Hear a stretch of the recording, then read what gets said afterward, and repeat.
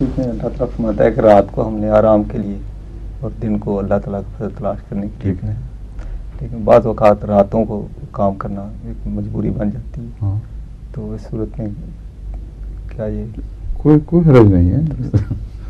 وہ تو ایک عمومی ہے، دن کو قبولے کا بھی تو حکم ہے. جی ذکر ہے، حکم نہیں کہ دن کو بھی آرام کرتے ہو تم، رات کو بھی آرام کرتے ہو. تو جو رات کو کاموں میں وقت گزرتا ہے وہ الگ مسئلہ ہے، اس کا وہ استثنائی حالات ہیں.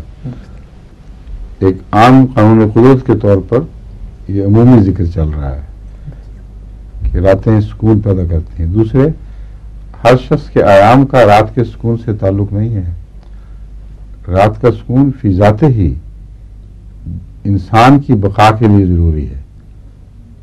اگر دن ہی چڑھا رہتا، دوسری جگہ قرآن کریم فرما رہا ہے اگر ہم دن ہی چڑھائے رکھتے تو پھر تمہیں پتہ چلتا کہ تم سکون کی تلاش میں کچھ بھی نہ کر سکتے، کہاں سے راتیں لے آتے، اور رات ہی لمبی ہو جاتی تو دن کہاں سے ڈھونڈتے. تو یہ ایک عمومی مضمون ہے جس کا تمام بنی نوع انسان سے بھی تعلق ہے، زندگی کی قسموں سے بھی تعلق ہے. سمجھ گئے؟